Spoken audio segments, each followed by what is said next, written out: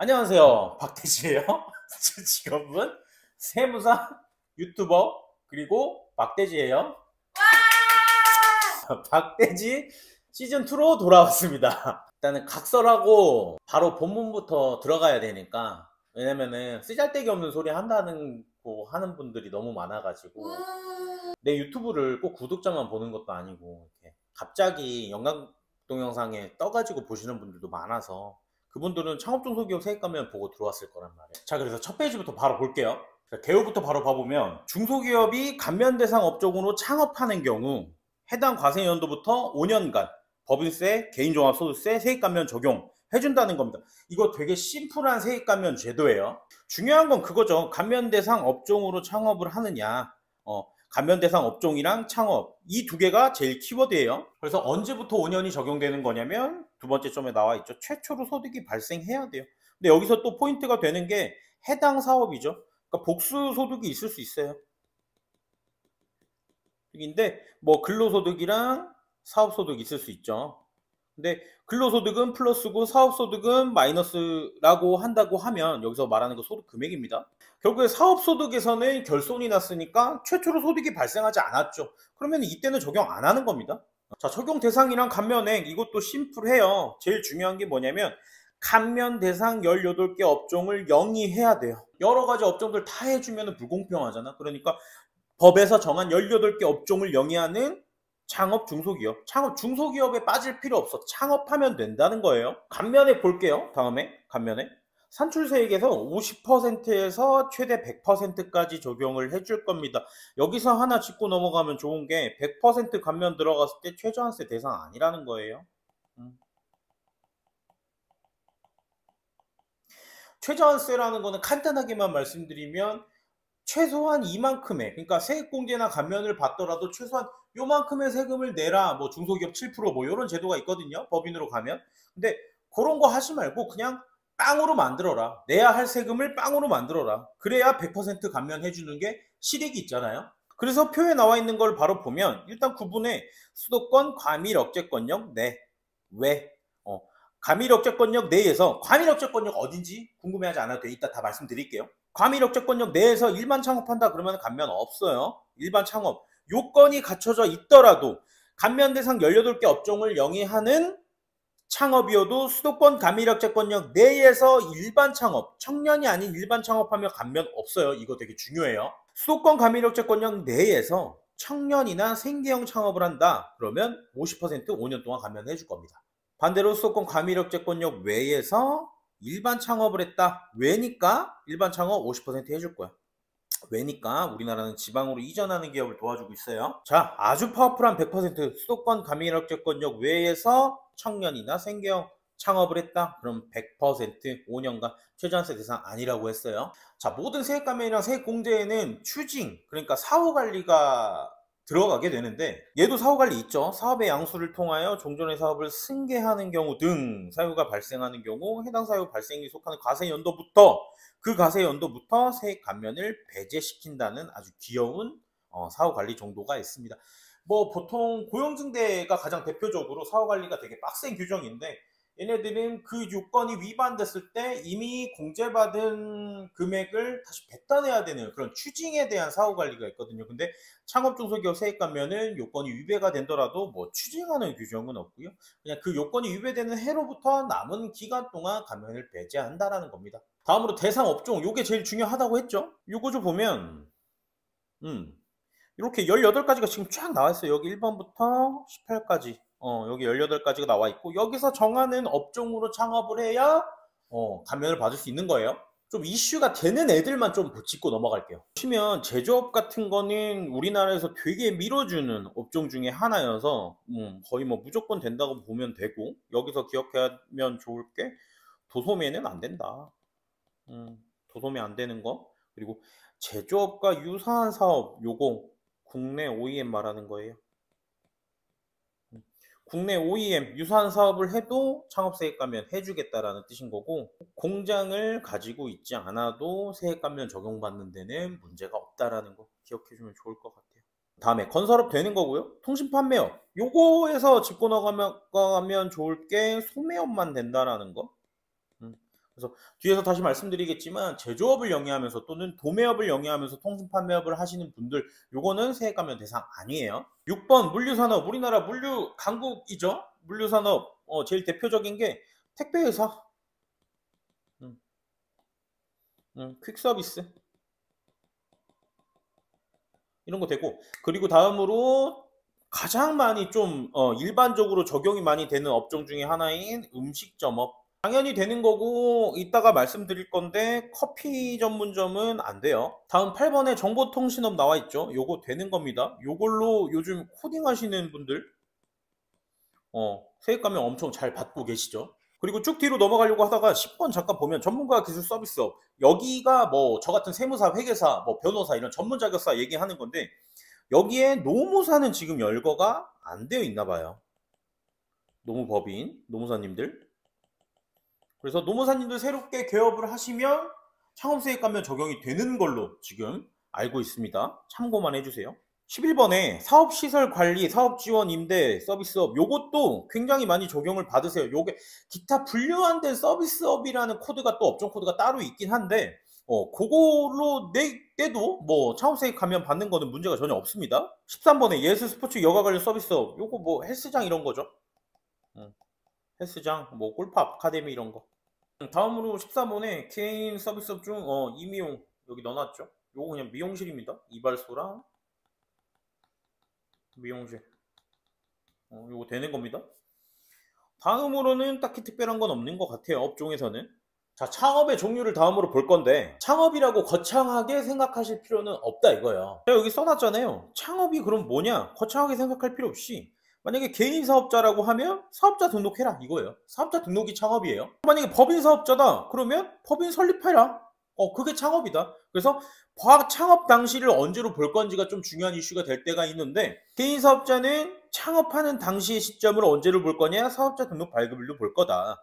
법인 사업자는 창업 당시의 시점을 언제로 볼 거냐? 법인 설립 등기일로 볼 거다. 청년인지 따질 때 나이 요건은 이제 34세로 바뀌었고, 요게 29세로 적용되는 것들도 있었어요. 이 규정 자체도 원래 29세였는데 요게 이제 바뀌어가지고 34세로 적용이 된다라고 하는 거고. 자, 그리고 개인 사업자, 공동 사업자로 내시는 경우도 많죠. 이때는 손익분배 비율이 가장 크거나 같은 사업자가 청년이어야 된다는 거예요.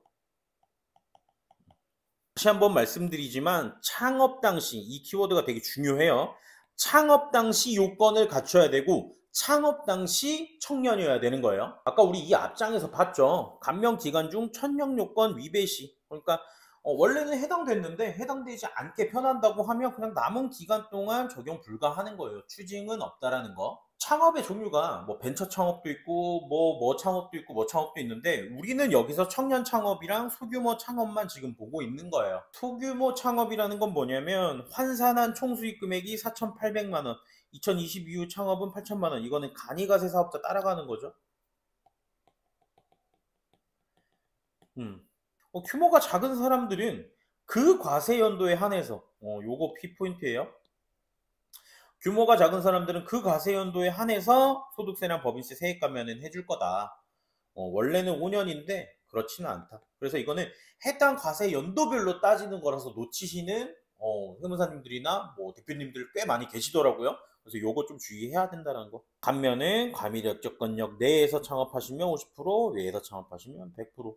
자, 다음으로 창업의 범위를 한번 봐볼게요. 우리가 계속 수도권 과밀 역제권역, 그럼 그게 뭐냐 해서 얘기가 계속 나왔잖아요. 그래서 그냥 수도권이라고 보시면 돼요. 특별한 것만 짚고 넘어가자고 하면 서울 당연히 안 될 거고, 인천 중에서 인천 경제자유구역, 대표적으로 청라, 여기는 수도권 과밀 역제권역이 아니에요. 그래서 여기서 음식점 창업하시는 청년 대표님들이 계신다고 하면 5년 동안 소득세 100% 감면입니다. 그래서 창업에 대한 지역을 결정하실 때 소득세, 법인세 100% 5년 동안 안 나온다라고 하는 건, 또는 50% 안 나온다라고 하는 거는 또 중요한 의사결정이 될 수도 있다라고 저는 생각을 하거든요. 세액이 꽤 큽니다. 매출이 잘 나오면. 그래서 딱 얘를 펼쳐놓고, 과밀역제권역 펼쳐놓고 보는 거예요. 저라면 그렇게 볼 것 같아요. 하남시 옆에 뭐 있지? 고양시 바로 옆엔 또 뭐 있지? 수원시 바로 옆엔 또 뭐 있지? 이렇게 보면은 과밀역제권역 바로 옆에서 좀 편승 효과를 노리고 있는 지역들이 있거든요. 가장 대표적으로 제가 있는 지역에서는 경기도 광주시가 그래요. 그래서 뭐 이런 식으로 의사결정을 할 수도 있을 것 같고요. 자, 다음으로 넘어가서 세법에서는 창업을 어떻게 정의하고 있냐? 근데 정의하지 않고 있어요. 오히려 세법은 창업이 아닌 것을 규정을 하고 있고, 열거돼 있는 것 중에 가장 대표적인 거 4개만 보자고 하면 동그라미 1번 예외는 있지만 사업의 양수로 창업을 하면 창업으로 인정을 안 해주겠다. 동그라미 2번 거주자는 개인 사업자예요. 거주자가 하던 사업을 법인으로 전환, 이거 개인 사업의 법인 전환이죠. 요것도 창업으로 인정 안 해주겠다는 거예요.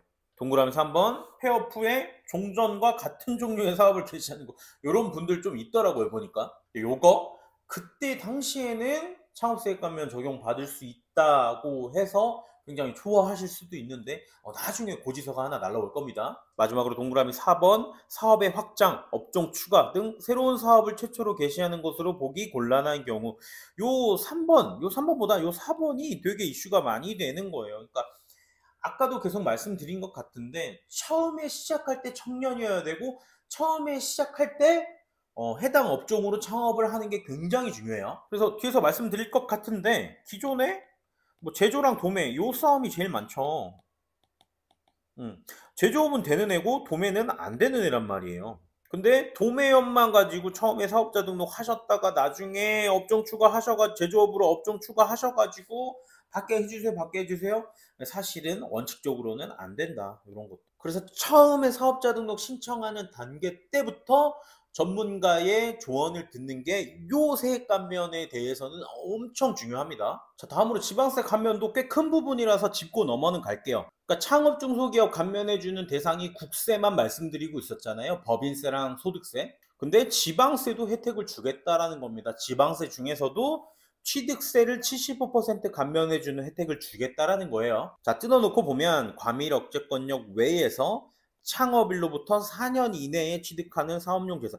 요 사업용 재산은 공장이나 뭐 회사 사옥 같은 거 충분히 취득할 수 있죠. 취득할 때 취득세 나오잖아요. 그거 75% 감면해 준다는 거예요.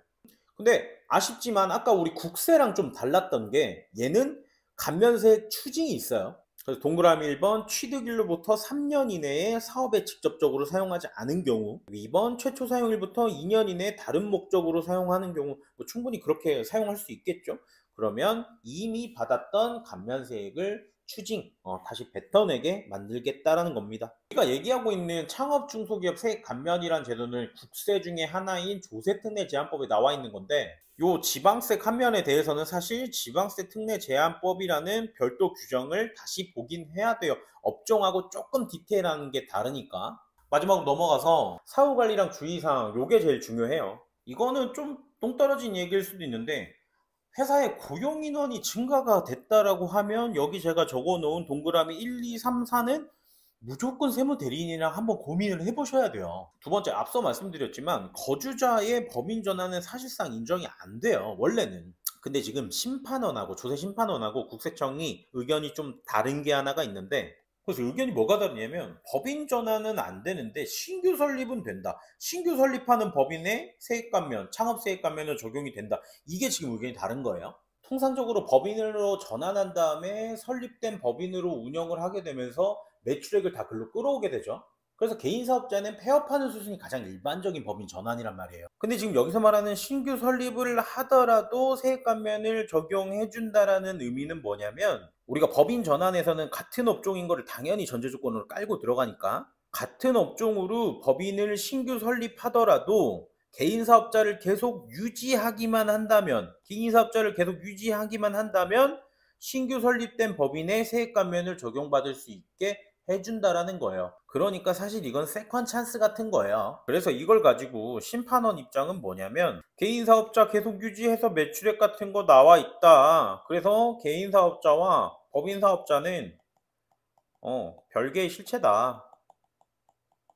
그래서 창업세액 감면 요건을 따질 때 법인 사업자는 법인 사업자대로 그냥 따로 놓고 요건을 파악해야 된다, 이 뜻이고, 국세청이 놓고 보는 거는 항상 이 친구들은 국세청은 보수적으로 보니까 아니다, 실질 판단할 건데 실질이 지금 같은 회사다. 뭐 대표이사, 뭐 주주 구성, 업종 판단. 기존의 개인 사업자의 대표자가 대표이사로 그대로 들어왔고 그 사람이 주식도 다 가지고 있고 기존에 하던 업종을 그대로 다 가지고 그대로 똑같이 업종을 영위하고 있다고 하면 이건 실질이 같은 회사인데 어떻게 창업세액감면 요건을 판단할 때 따로 떼어놓고 법인으로 따로 또 판단을 할 수 있느냐가 국세청 입장인 거예요. 그래서 요 거주자의 법인 전환은 이슈가 많이 되는 거고 지금 현재 심판원 입장에서는 판례 나온 것 중에 신규 설립은 따로 떼어놓고 봐도 된다라고 하는 것들도 있어요. 근데 이거는 충분히 이슈거리가 될 것 같습니다. 세 번째, 다른 업종을 추가하는 것도 이건 거의 안 된다라고 보시면 됩니다. 그래서 제가 써놨죠. 처음 사업자 낼 때부터 신중하게 내셔야 되는 거. 이건 제가 여담으로 써놓은 건데 우리나라는 제조업이나 정보통신업을 엄청 좋아해요. 그래서 뭐 실질 판단할 사항이기는 한데 그냥 처음에 사업자를 내는 당시에 사업자 신청 당시에 어 그냥 할지 말지 고민된다 싶으면 그냥 넣어놓는 게 낫지 않을까 싶기도 해요. 4번에 착오로 정정받은 경우는 뭐냐면 내가 판단해 봤을 때 안 되는 건데 창업세액감면 받았을 수도 있잖아요, 실수로. 그렇게 해서 경정 청구나 수정 신고를 하더라도 그때에도 우리의 마지막 최후의 보루죠. 중소기업 특별세액감면 얘는 가능하다. 계속 말씀드리지만 추가적으로 사업자를 낼 때 동일 업종이면은 첫 번째 사업장에서만 상업세액 감면이 되고 두 번째 사업장에서는 사업세액 감면이 안 된다는 거잖아요. 그때 동일 업종인지 아닌지 뭘로 판단할 거냐라는 걸 써놓은 거예요. 그래서 세법은 원칙적으로 한국표준산업분류상의 세 분류에 따라서 동일 업종인지 아닌지를 판단할 거래요. 예를 들어서 음식점을 놓고 보자면 뭐 이거 어렵게 생각하지 않으셔도 되는데 대중소세 그리고 세세로 가는 거예요. 대중소세 세세 여기 나와 있죠. 그래서 심플하게만 놓고 보자면 1호점은 한식 음식점을 내고 2호점을 중식당을 내셨다. 그러면 각각 세액감면 적용 가능한 거예요. 반대로 1호점을 중식당을 내셨다가 2호점을 뭐 서양식 음식점을 내셨다. 이러면은 같은 세분류상의 업종이잖아요. 같은 세분류상의 여기 동일 업종 라인이란 말이에요. 그러니까 안 된다. 첫 번째 1호점만 세액 감면이 적용이 된다. 마지막 라인업에 제과점 있죠. 요게 커피 파시는 분들이 제빵도 많이 같이 팔잖아요. 근데 창업세액 감면 업종 중에 제과점은 되고 여기 커피 전문점은 안 된다라고 나와 있단 말이에요. 그래서 요렇게 거의 다 겸업을 한다고 보면 되는데 요렇게 겸업을 했을 때는 얘는 받을 수 있고 얘는 받을 수 없는데요, 선생님 같이 하면 어떻게 세액 감면 조금이라도 받을 수 있는 거 아니에요? 그러면 업종 코드를 각각 추가하는 거예요. 커피 전문점 업종 코드랑 제과점 업종 코드가 따로 있단 말이에요. 그래서 제과점 매출에 대한 매출 부분이 확실하게 된다고 하면 제과 판매 부분에 대한 세액 감면은 적용 가능할 것으로 보인다고 전문가들이 설명을 하고 있습니다. 마지막 사후관리 및 주의사항 여섯 번째, 감면 대상 통신 판매업이 뭔지 요거 좀 정확히 짚고 넘어갈 필요 있어요. 아까도 말씀드렸지만 소매업이어야 돼요. 요 중요한 키포인트는 소매, 중개업 하는 거 상관없어요. 소매업인 게 중요한 거예요.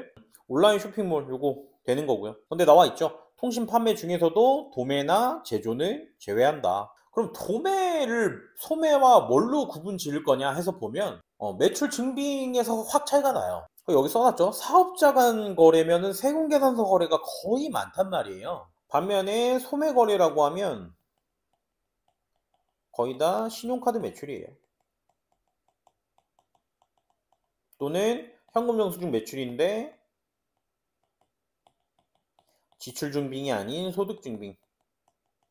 이거 요즘에 뭐 네이버 같은 데에서도 신용카드 매출인지 현금 영수증 소득 증빙 매출인지 이런 거 다 구분되잖아요.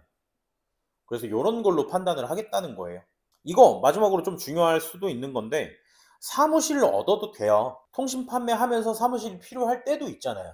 근데 중요한 거는 고정된 매장이나 점포가 있어도 오케이인데 그 고정된 매장이나 점포에서 판매 활동을 하면 안 된다는 거. 그래서 요거는 오프라인 단말기 설치 안 된다는 거. 오프라인 단말기 설치하는 거 절대 하시지 말라는 거. 그냥 창고처럼만 쓰라는 얘기예요. 자, 오늘 영상도 유익하셨다면 좋아요와 구독 꼭 부탁드리겠습니다.